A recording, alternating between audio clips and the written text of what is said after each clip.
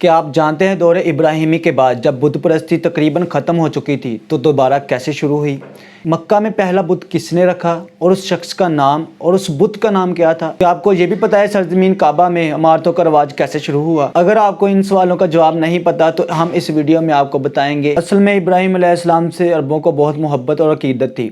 جب وہ چلے گئے تو وہ عمرہ کرنے کے لیے یا حج کرنے کے لیے جب بیت اللہ آتے تو وہ ایز اے مقدس پتھر اپنے ساتھ لے جاتے اور وہ سمجھتے کہ یہ ہمارے لیے برکت ہے، تو ایسے ایسے کر کے ہر کوئی بھی آتا وہ پتھر اپنے ساتھ لے جاتا۔ تو صدیاں گزرنے کے بعد یہ پتھر ان کے لیے ایک اور عقیدہ بن گیا۔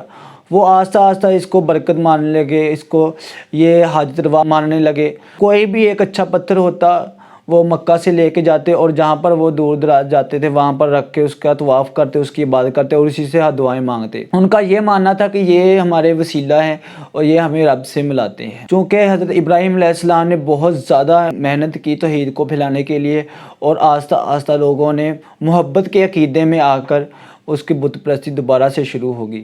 تو یہاں سے بت پرستی کا دوبارہ سے جنم ہوا۔ دوسرا سوال یہ آتا ہے کہ مکہ میں سب سے پہلے جو بت رکھا گیا وہ کس نے رکھا اور اس شخص کا نام کیا تھا؟ سب سے پہلے جو بیت اللہ میں بت لانے والا تھا اس شخص کا نام تھا عمرو بن الحی۔ یہ ایک راستے میں گزر رہا تھا تو لوگ مورتیوں کی پوجا کر رہے تھے، تو اس کو یہ بہت اچھا لگا اور اس نے لا کر ایک مورتی جو کہ بیت اللہ میں رکھ دی اور اس کا نام تھا ہبل۔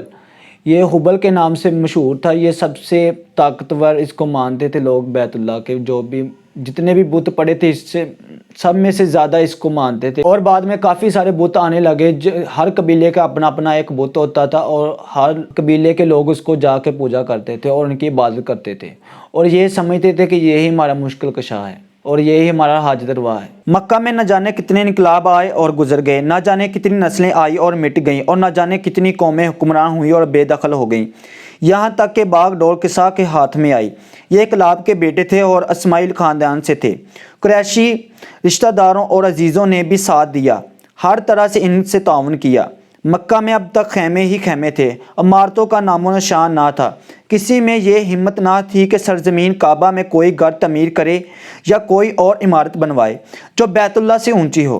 قصہ پہلے شخص تھے جنہوں نے یہ ہمت کی۔ انہوں نے ایک عمارت بنوائی اور اس کا نام دارالندوۃ رکھا۔